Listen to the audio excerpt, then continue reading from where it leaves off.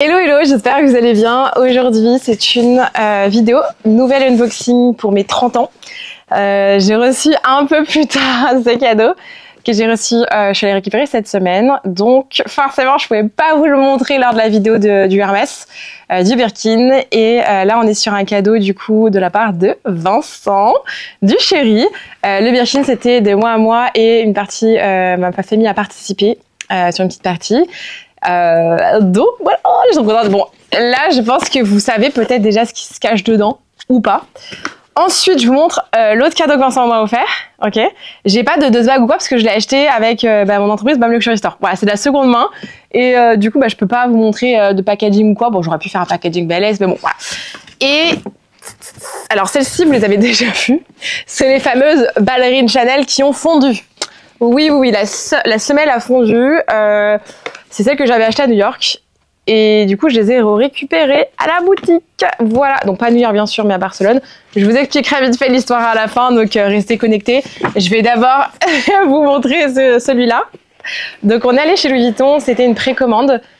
C'est la collaboration Murakami avec les cerises. Je suis trop contente. J'ai pas demandé, en fait, j'ai demandé un sac blanc. J'ai pas demandé de sac de la boutique, parce que de toute manière, je les jette. Donc, hop, j'ai juste la boîte et le petit et la facture et le dust bag. Donc, c'est un petit article que j'ai choisi. Le porte-passeport. Donc, c'est un article que je n'avais pas encore dans ma collection. J'avais un vieux porte-passeport tout pourri. Et du coup, hop, voilà, j'ai choisi du coup, bon, ça, hop, la petite étiquette. Le porte-passeport de la collection Murakami. Donc, intérieur, hop, rose framboise, entre guillemets, cerise, rouge cerise, voilà. Et les petites cerises sur le dessus, il est adorable, sincèrement. Et en fait, c'est pas le même revêtement que sur l'ancienne collection. Ils ont fait un petit changement, c'est un peu cuir verni. On verra, du coup, je m'interroge sur la durabilité dans le temps, du coup, de ceux-là. Ceux sur le jean, c'est brodé, je trouve ça adorable. Franchement, j'ai eu un gros coup de cœur pour celui, le Keepall. Enfin, toutes les pièces en jean, j'ai eu un gros coup de cœur. Le Keepall est incroyable. J'avoue que le Neverfull aussi me faisait de l'œil. Mais en tout cas, je suis très contente. Le Speedivin aussi, très mignon. Voilà, dites-moi déjà dans les commentaires si vous avez craqué sur cette collection, qu'est-ce que vous avez acheté, je veux savoir, c'est ma collection vraiment préférée de tous les temps. Enfin, deuxième collection préférée de tous les temps, je vous dis des bêtises. La première, c'est League of Legends, c'est celle de mon Neverfull. Et ça, c'est vraiment la deuxième collection que j'adore. Donc, je suis contente d'être partie sur un petit accessoire. Là, je vais vous montrer du coup l'autre bébé que Vincent m'a offert. Je suis très contente, ça faisait un petit moment que je vous en parlais en plus. Et je n'avais jamais trop passé le cap. J'avoue, je l'ai déjà porté. Un petit sac Céline, vintage toile macadam. On l'a déjà eu plein de fois sur BAM Luxury et à chaque fois je dis ça va bien, c'est cool, ça ressemble au Noé de chez Louis Vuitton, mais plus facile à porter, un peu plus passe-partout, et je trouve que ça reste quand même un super investissement aussi en termes de prix, c'est assez bas par rapport à Louis Vuitton. Ça tient bien dans le temps, enfin on avait plein de vintage et même celui-là, bon celui-là il est particulièrement en excellent état d'ailleurs. Et la petite histoire, c'est qu'on partait en week-end à Palma pour l'activité de Vincent, quoi. Et du coup, je voulais prendre un sac moins luxe, me demandez pas pourquoi. Voilà, j'avais pris 2-3 sacs, mais petits, et je voulais prendre un plus gros, mais pas mon Noé, parce que ça allait pas avec mes looks. Le Neverfull, j'en avais marre de le prendre. Et du coup, je suis partie sur celui-là, et Vincent m'a dit, mais tu sais quoi, s'il te plaît, je te l'offre pour ton anniversaire. Donc trop gentil, très mignon. J'ai un homme adorable, vraiment, qui me fait des très beaux cadeaux et j'ai de la chance, je le sais. Voilà. Ayez tous un Vincent dans votre vie, les filles. Il est vraiment trop mignon. Mais de toute façon, après maintenant, je l'ai embrigadé dans les sacs, donc il sait ce qui me fait plaisir. Le pauvre. Et voilà, il voulait marquer le coup un peu pour mes 30 ans, qui est un anniversaire un peu particulier. Et du coup, je suis très contente. Il est en super état. Et je suis partie sur un petit. J'en ai d'autres, mais qui étaient plus grands. Et vous savez que j'aime bien les petits. Et je trouve qu'en fait, la taille, elle est très bien sur celui-ci. Je peux rentrer ma caméra, la DJ. Je peux rentrer mon téléphone, portefeuille. Enfin, vraiment l'essentiel sans que ça soit trop grand, vu que je suis pas très grande. Voilà, déjà, pour mon anniversaire, mes 2 petits cadeaux trop mignons de la part de Vincent. Je suis très contente, c'est vraiment 2 belles pièces intemporelles que je vais porter longtemps. Et je vais vous expliquer cette chose-là. Donc je vous les montre. J'avais filmé une vidéo unboxing à la base, parce que j'ai filmé un vlog shopping à New York. Je sais même pas si ça vous intéresserait de le voir ou pas. Et en fait, je l'ai jamais sorti cette vidéo. Et à la fin, je vous montrais en fait l'unboxing de ces pépites. Et j'ai jamais sorti la vidéo. Donc si vous voulez que je vous la sorte, n'hésitez pas à me dire, je vous montrerai un peu comme ça. Bon, c'est une vidéo que j'ai filmée fin mars, donc là on est déjà début mai. Après ça peut être sympa aussi de voir, c'était chez, c'est pas chez Saks, chez Bergdorf Goodman, j'ai filmé d'autres vidéos, enfin d'autres boutiques et tout, et ça peut être intéressant. J'ai filmé aussi le Louis Vuitton là-bas, donc dites-moi si ça vous intéresserait et je ferai le montage. Le dust bag, des fois comme ça je filme des trucs et je les sors jamais. Hein. La boîte, donc vous les avez déjà vus, pour celles et ceux qui me suivent sur Instagram, vous avez suivi l'histoire, la tragique histoire de ces chaussures. Donc c'est des ballerines Chanel, donc là hop ils m'ont mis du papier dedans, voilà je vais l'enlever, voilà. Donc c'est les ballerines denim comme celle-ci, elles sont introuvables, vraiment elles ont été sold out en 2 minutes. J'avais pas prévu d'acheter des chaussures à nouveau Chanel, vraiment c'était pas du tout prévu. Et je me suis fait FOMOiser, je me suis fait influencer, mais grave par Instagram, Pinterest, je les voyais de partout et j'étais là, elles sont quand même belles, hein. Elles sont très très très belles. Et je sais pas si vous vous souvenez, mais il y a quelques années, je disais, mais j'aime pas trop moi les trucs en jean. Voilà, on peut changer d'avis, avec les cons qui changent pas d'avis, je dis toujours. Et du coup, j'avoue, j'ai craqué. Voilà, en fait, je les ai vus à Barcelone, je voulais les essayer, ils avaient plus rien. Et en fait, je les ai vus à New York et je me suis dit, bon, de toute façon, il y aura jamais ma taille, je fais du 37, il y aura jamais, jamais, jamais.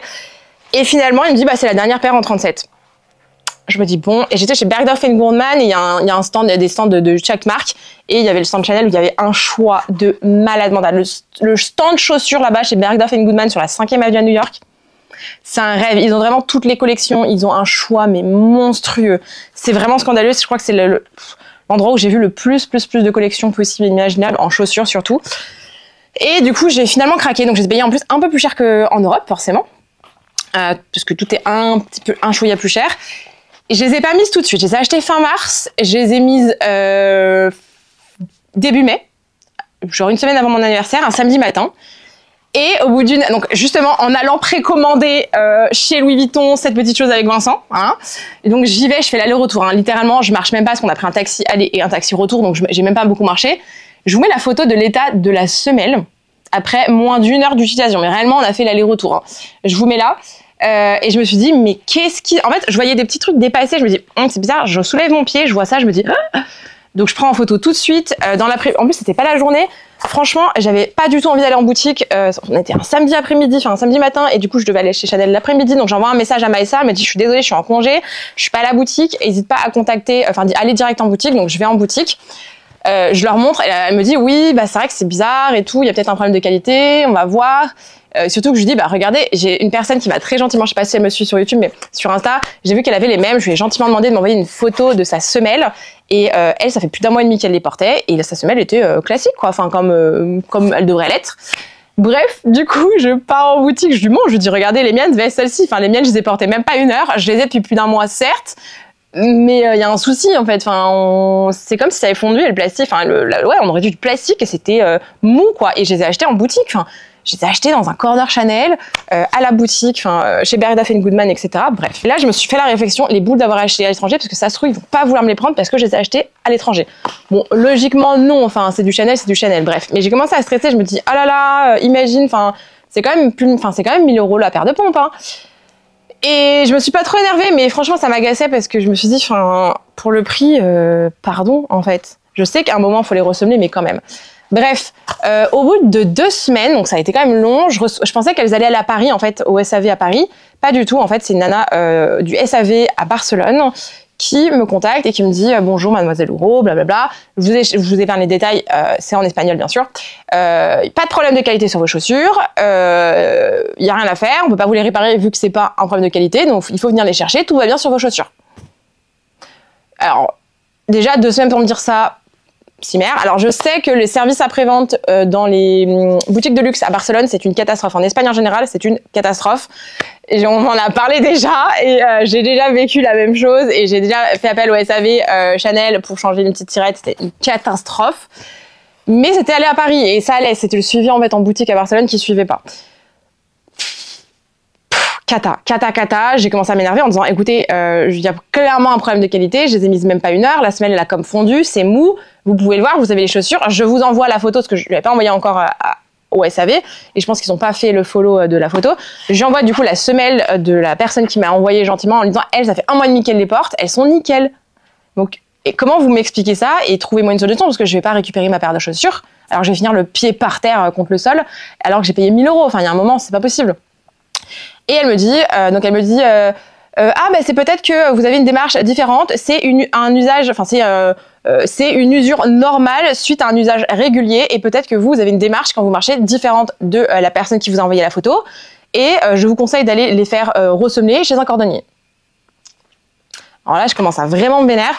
Je réponds pas, je passe directement par message, j'attends qu'elle rentre de ses congés, elle m'envoie un message, j'ai même pas besoin de lui écrire, hein. Elle m'envoie un message, elle me dit, écoutez Margot, je vois avec la manager de la boutique, et je dis, oui s'il vous plaît, parce que vraiment ce qu'on m'envoie par le SAV, ça ne me convient pas, sincèrement, je suis désolée, je veux pas être désagréable, mais c'est pas normal. On me dit qu'apparemment j'ai une démarche différente, mais je les ai portés même pas 1 heure et j'ai pris un taxi. C'est pas normal, quoi. Enfin, vraiment. Et je les ai pas mises pendant un mois et c'est peut-être la chose que j'aurais dû faire. J'aurais dû les porter tout de suite. Il y a clairement un problème de qualité. Là, c'est vraiment de la mauvaise foi. Si vous voulez pas l'assumer, trouvez quand même une solution parce qu'en fait, moi, je vais pas aller récupérer mes chaussures. Je viendrai pas récupérer mes chaussures tant que c'est pas réglé. Et je lui ai dit, je veux pas être relou et je veux pas être désagréable, mais s'il faut, je remonterai l'information au SAV France et au siège France et je vais pas lâcher l'affaire par principe. C'est même pas une question d'argent. Enfin, déjà, si, de 1, c'est pas normal. Mais par question de principe, j'ai tendance à vraiment pas lâcher le nonos, quoi. Vous voyez? Il y a des choses comme ça où je devrais pas prendre mon temps dessus, mais là, ça m'énerve et je lui ai dit, et elle m'a dit, t'inquiète pas, je vais trouver une solution. Je sais pas si elle sait que j'ai une chaîne YouTube, si elle sait que j'ai des réseaux. J'en ai aucune idée, elle m'a jamais dit. Peut-être que oui, peut-être que non.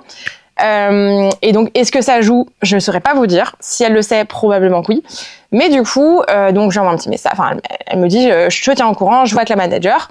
Et donc, 3 heures plus tard, elle m'a écrit, voilà, j'ai vu avec la manager la solution qu'on peut te proposer parce que le SAV nous insiste que c'est pas un problème de qualité et que c'est normal. Bon, déjà ça, j'y crois moyen, c'est vraiment de la mauvaise foi. On peut pas les réparer du coup nous, mais si tu veux, on t'offre le service de ressemelage de la chaussure chez un cordonnier de confiance. Alors je sais pas chez Chanel, honnêtement, comment ça se passe. Si vraiment ils ont un service ils réparent les chaussures, ça se trouve, il y a même pas de service et ils te disent si c'est pas un problème de qualité, on ne fait pas le truc. Dans tous les cas, je voulais juste soit qu'ils me les réparent directement chez Chanel. Je lui ai dit, je préférais quand même que ça soit réparé directement chez vous. Et pas chez quelqu'un d'autre en fait, logique. Ou alors vous me les changez parce que j'ai pas envie de me retrouver ressemelé et en fait j'ai le pied par terre quoi. Voilà, surtout pour le prix. Donc je dis sinon vous les changez, mais je sais que ça va être compliqué parce que c'est des modèles qui sont introuvables. Elles ont été sold out quoi, mais je veux pas quelque chose d'autre quoi. J'aime vraiment celle-ci, je veux les porter quoi. Bref, du coup, elle me propose ça, j'insiste, elle me dit non, malheureusement, je peux vraiment pas, je suis désolée, j'ai pas de solution, etc.